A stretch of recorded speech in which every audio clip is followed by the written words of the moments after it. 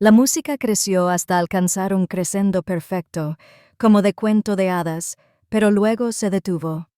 Un profundo silencio invadió la iglesia cuando Sarah, la radiante novia de mi hermano, hizo una pausa justo en medio de sus votos. Se apartó del hombre con el que estaba a punto de casarse. Su expresión alegre se transformó en una expresión ferozmente seria, algo que reconocí. Sus ojos recorrieron los bancos, y entonces me encontraron, fijándose en mí con una intensidad que parecía una atracción magnética. Un murmullo confuso recorrió a los invitados, tomó una copa de una mesita junto al altar y la levantó. Su voz, amplificada por el micrófono, no era el suave susurro de una novia, sino el tono claro y resonante de un oficial. Pero antes de decir que sí, anunció: «Debo reconocer a mi oficial al mando». La sala contuvo la respiración. Mi mundo se tambaleó hacia el General Morgan. Mi mirada se dirigió al instante a la primera fila, a mi padre, Robert Morgan, un coronel retirado que llevaba su antiguo rango como una armadura indeleble. Esa sonrisa orgullosa y petulante que reservaba para los muchos triunfos de su hijo. Simplemente se disolvió. Su rostro se aflojó, con la boca ligeramente abierta, como si la incredulidad se hubiera combinado con toda una vida de protocolo militar arraigado. Me miraba de verdad, por lo que parecía la primera vez en 20 años, y vio a un completo desconocido. Apenas una hora antes, ese mismo hombre me había interceptado en la entrada del lujoso salón de recepciones. Había dedicado una mirada despectiva a mi sencillo y elegante vestido antes de buscar con la mirada su verdadero orgullo, mi hermano Mark, el novio ideal y una célebre inversión. El banquero ya estaba al mando, riendo con sus padrinos, frente a varios de los antiguos amigos militares condecorados de mi padre, hombres cuya aprobación era su alma. Se acercó a mí. «Me sorprende que hayas venido», dijo con desdén, con un gruñido de decepción. «Aún no perteneces aquí», señaló vagamente con la mano hacia la opulenta habitación, como para recalcar lo lejos que me encontraba. «Intenta no aburrir a todos con los rabos de tu pequeño cubículo de gobierno». Sus amigos soltaron algunas risas educadas y condescendientes. Mantuve mi postura, mi expresión, una máscara cuidadosamente inexpresiva que había perfeccionado durante décadas. Pero en mi interior, una furia fría comenzó a aglutinarse. Era el peso familiar de cada cumpleaños olvidado, cada logro académico recibido con una palmadita en la cabeza, cada rechazo de mi carrera como pasatiempo. Este insulto no era nuevo, era solo una capa más en 20 años de invisibilidad. Esta vez, sin embargo, se sintió diferente, se sintió definitivo. Veía un fracaso en un simple vestido. No tenía ni idea de que acababa de insultar a la mujer responsable de la red satelital que garantizaba la seguridad de su pensión. Para entender por qué la novia eligió ese momento para detonar una mentira de 20 años, hay que comprender los dos mundos en los que me vi obligada a vivir.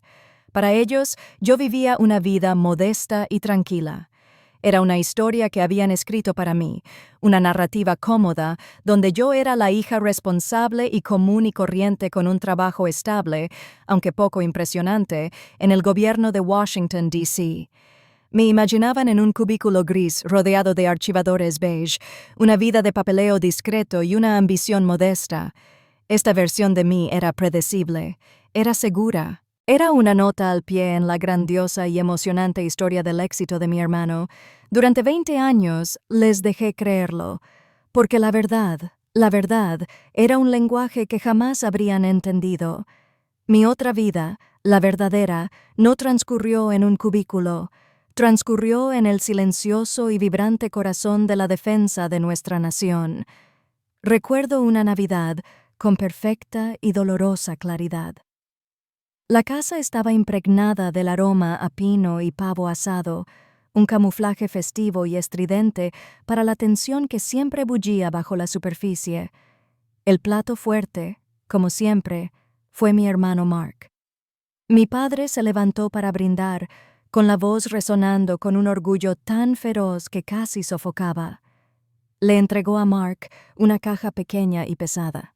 Dentro había un Rolex, un reluciente monumento a un trato reciente que había cerrado. La familia estalló en aplausos, y mis tíos lo adularon como si acabara de descubrir el fuego. Vi el reloj, pero también vi los años de ahorros que había ahorrado para mi primer coche, los préstamos estudiantiles que aún estaba pagando, los discursos de escasez de dinero que jamás fueron dirigidos a mi hermano. Más tarde, durante un momento de calma en la celebración, intenté compartir un poco de mi vida.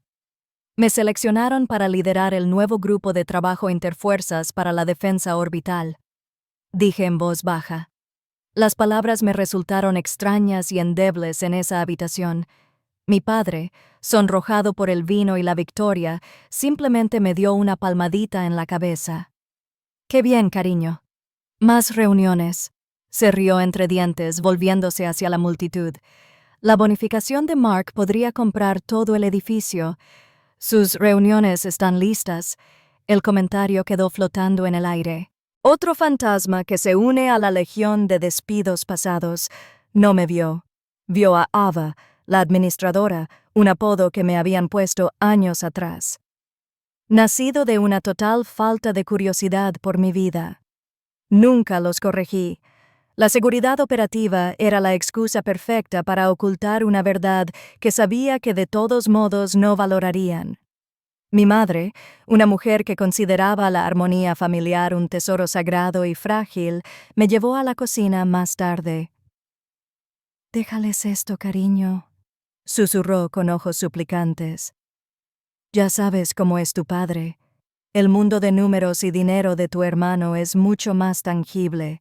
Es más fácil para él enorgullecerse de él». Asentí. Discutir habría sido como intentar describir el color azul a alguien que solo veía en gris. Hacía tiempo que había aprendido que en mi familia, mi realidad era simplemente una prueba inadmisible. Mi mundo real era tangible de una forma que ellos jamás podrían comprender. 4 días después de aquella Navidad, me encontraba en una instalación segura, un centro de información compartimentado y sensible en la base de la Fuerza Espacial Peterson. La única luz provenía del frío resplandor azul de una docena de pantallas tácticas. El silencio en esa sala era absoluto, una densa capa de tensión concentrada. En la pantalla principal, un vector de amenaza simulado se aceleraba. El vector de amenaza es un posible ataque al satélite AEHF-3. Dije, con voz tranquila y firme, rompiendo el silencio. Tenemos 90 segundos antes de que esté dentro del alcance. Autorizo un protocolo de maniobra y defensa. Consíganme un enlace directo a Stratcom ahora. El equipo se movió con precisión silenciosa e impecable. No hubo gritos ni pánico. Solo la tranquila confianza de profesionales de élite ejecutando su entrenamiento. Mi palabra era definitiva. Mis órdenes pesaban miles de millones de dólares en hardware y la seguridad de todo un hemisferio. En un rincón de la sala estaba mi mentor, el general Miller, un hombre con estrellas en el cuello y una mente afilada. Había visto en mí algo que mi padre jamás vio. La capacidad de liderar cuando todo estaba en juego. Mientras mi equipo cambiaba con éxito el satélite a una nueva órbita más segura, me dedicó un breve y firme asentimiento. Fue un pequeño gesto, pero en ese mundo silencioso e iluminado de azul, se sintió más real y valioso que 1000 Rolex navideños. Ese gesto era mi familia, ese respeto era mi hogar. Vivir entre esos dos mundos era una dislocación constante y desconcertante. Un día tomaba una decisión que podía alterar el curso de los acontecimientos mundiales, y al siguiente estaba hablando por teléfono con mi madre, escuchando una historia de 20 minutos sobre la nueva cortadora de césped de Mark. Ava, la administradora, escuchaba con paciencia, decía lo correcto y colgaba, el eco de su otro yo, más auténtico, encerrado donde nadie pudiera verlo. Había construido un cortafuegos entre mis dos vidas, un protocolo necesario para proteger mi cordura y mi seguridad. Durante años, les permití tener su propia narrativa. Me compartimenté, pero cuando mi padre me avergonzó públicamente en la boda de mi hermano, rompió la contención. Él no lo sabía, pero acababa de dar luz verde a una operación psicológica a gran escala, y el campo de batalla estaba a punto de ser la recepción de su hijo. Tras pronunciar esas palabras, algo dentro de mí cambió. El dolor sordo y familiar de ser ignorada fue reemplazado por algo completamente distinto, una fría, clara y absoluta sensación de propósito. No lloré, no discutí. Años de entrenamiento hicieron efecto, anulando la respuesta emocional con la calma propia de un procedimiento. Simplemente me disculpé, con movimientos deliberados y controlados, y encontré un rincón tranquilo, lejos de la música y las risas. Durante 2 décadas, este había sido un problema familiar, una herida que traté en privado. Pero su decisión de humillarme delante de sus compañeros había cambiado las reglas del juego. Esto ya no era un desaire personal, era una operación de información. Saqué mi dispositivo encriptado, moviendo los dedos con una eficiencia experta. Solo había una persona en el planeta a quien podía enviar este mensaje. Mi aliada era la novia misma, Sarah, una mujer cuya fe en la justicia era tan firme e inquebrantable como la de un juez de primera instancia. No nos habíamos conocido en una barbacoa familiar. Nuestra amistad se forjó años atrás, durante una tensa revisión legal conjunta. Ella era capitana del cuerpo de casas por aquel entonces y yo era el oficial superior al que informaba. Ella vio más allá de la modesta ropa de civil y reconoció la autoridad en la sala. Sarah era una de las pocas personas que conocía mi historia completa, mi verdadera historia. Claro que lo habíamos planeado, no por malicia, sino por estrategia. Durante una larga conversación hace meses, simulamos la boda, anticipando el comportamiento de mi padre. Creamos un plan de contingencia para el peor de los casos. Le pusimos un nombre en clave: el hacedor de protocolos. La estrategia era simple: aprovechar la singular y rígida estructura social del evento. En una ceremonia nupcial, la novia tiene autoridad absoluta e intachable. Durante ese breve instante en el altar, su palabra es ley. Ella sería el sistema de entrega. La verdad sería la carga. Abrí nuestro canal seguro. El mensaje fue breve, preciso e irreversible. Se pasó de la raya.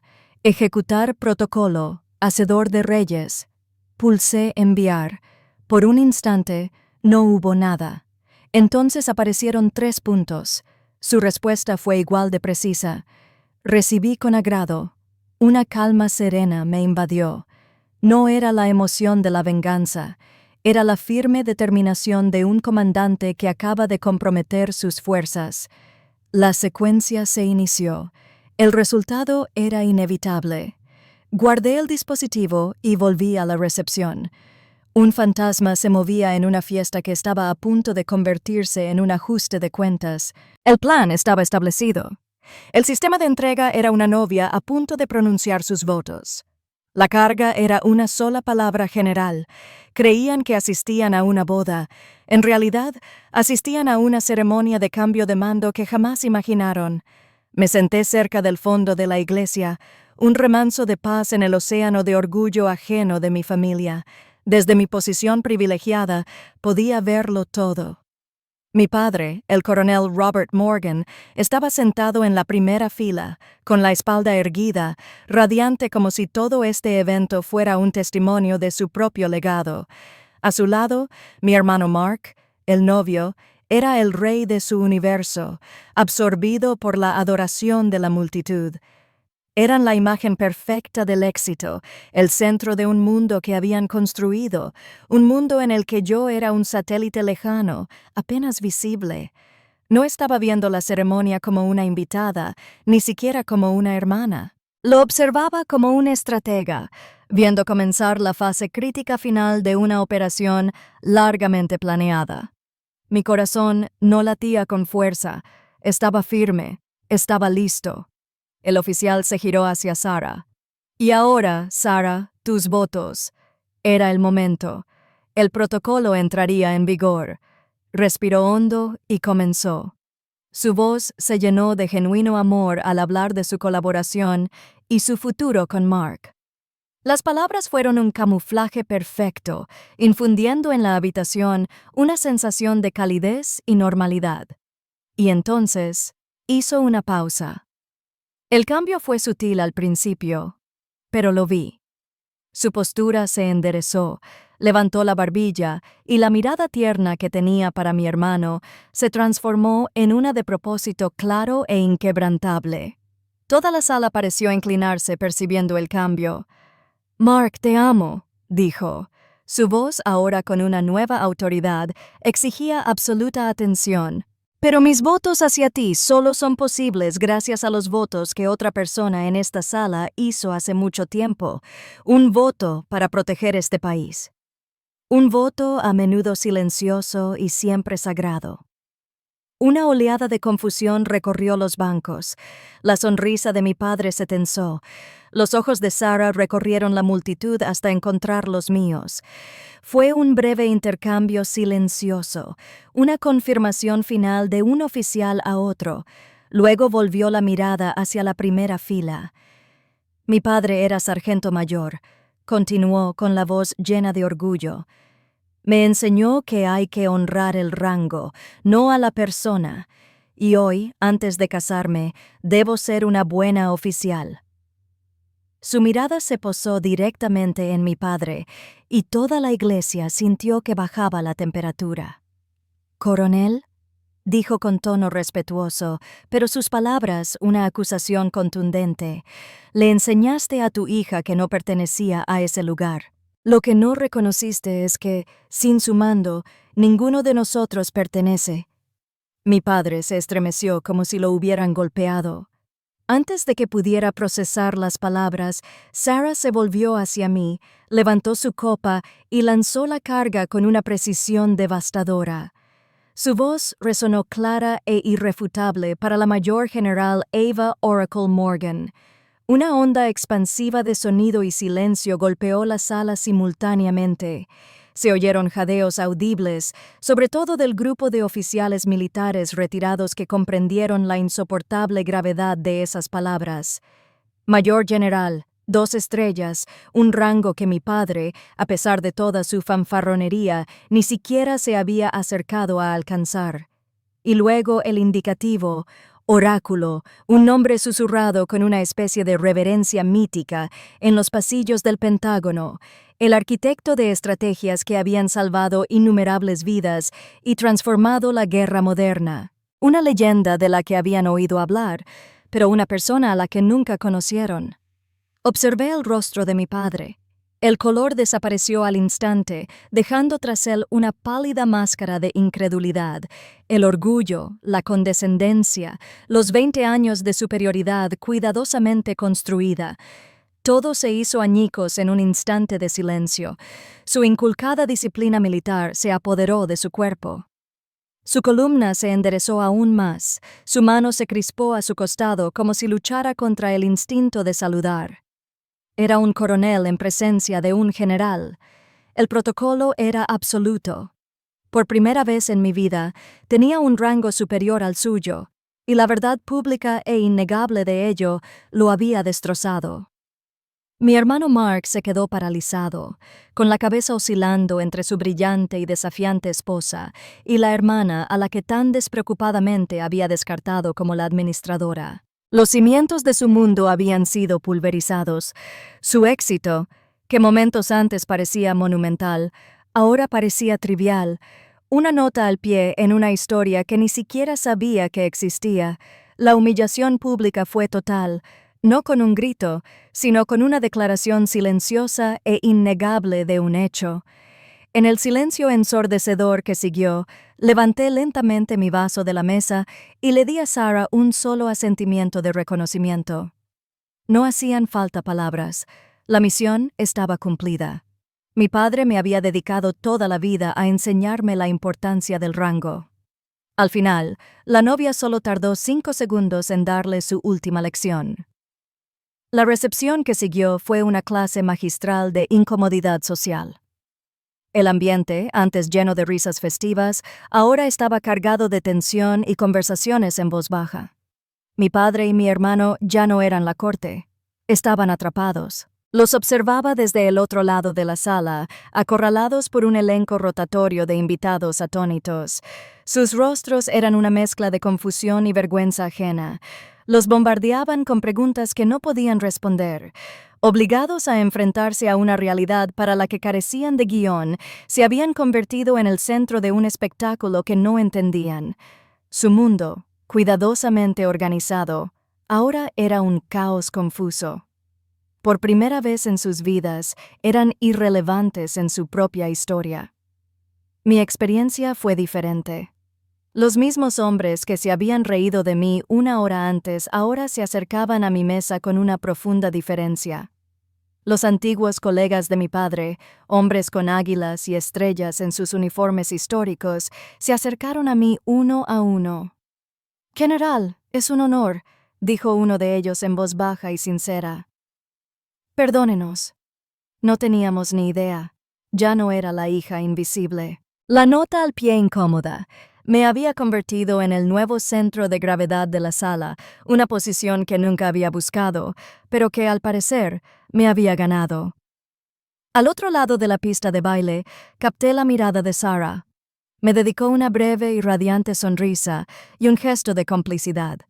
Fue un discreto reconocimiento de una victoria compartida y decisiva. Un año después, me encontraba en mi oficina del Pentágono. El pequeño cubículo gubernamental que mi padre había imaginado era en realidad una espaciosa habitación con una vista panorámica de los monumentos, un recordatorio constante de la nación que había jurado proteger. Ya no era mayor general. Estaba colocando una tercera estrella en el uniforme de un brillante joven oficial. Estaba siendo mentor de una mujer que me recordaba un poco a mí mismo. Al ascenderla, estaba construyendo mi propio legado, no uno de linaje ni herencia, sino de competencia, mentoría y una dedicación silenciosa e inquebrantable. Este era mi mundo ahora, definido por el respeto merecido y la inmensa responsabilidad que me habían encomendado. Mi definición de familia también había cambiado. Ya no era una obligación histórica, sino una elección y respeto mutuo. Mi verdadera familia se encontraba en las cenas tranquilas con el general Miller y Sarah. Nos sentábamos durante horas a hablar de todo, desde la estrategia global y los cambios en la coyuntura política hasta nuestras propias vidas y esperanzas para el futuro. Mark nunca estuvo presente. Su matrimonio con Sarah era complicado, un panorama que tuvieron que afrontar solos. Pero en este círculo con estas personas, nunca fui invisible. Me veían, me entendían y me valoraban. Esta era una familia forjada con un propósito común, no con una historia disfuncional. La semana pasada recibí un mensaje en mi bandeja de entrada que parecía un fantasma de otra vida. El asunto era simple. De tu padre. Mi dedo se posó sobre la pantalla un instante antes de abrirlo. El correo era breve y forzado, sin su habitual fanfarronería. No había ninguna disculpa real, ni reconocimiento de los años de despido. En cambio, había una solicitud. Quería saber si sería el orador principal en la cena anual de su antigua unidad. Leí las palabras y una leve sonrisa triste se dibujó en mis labios. Después de tanto tiempo, seguía sin entender. No intentaba conectar con su hija. Intentaba apropiarse del prestigio de un general. Me pedía precisamente lo que me había dicho toda la vida que no tenía. Lo pensé un momento, no con ira ni amargura, sino con una serena indiferencia. Mi paz ya no dependía de su aprobación. Mi valía no se reflejaba en sus ojos, sino en un hecho forjado en centros de mando y salas de reuniones. Escribí una negativa cortés y formal, deseándole lo mejor a él y a su unidad. Luego trasladé el mensaje al archivo y volví a la pila de informes de inteligencia sobre mi escritorio. Ya no necesitaba ganar, ya había ganado. Mi padre creía que un legado era algo que se hereda. Aprendí que un verdadero legado es algo que se construye en silencio y se reconoce públicamente. Si alguna vez has tenido que demostrar tu valía a quienes se niegan a verla, comparte tu historia abajo. En esta comunidad, tu experiencia siempre será reconocida.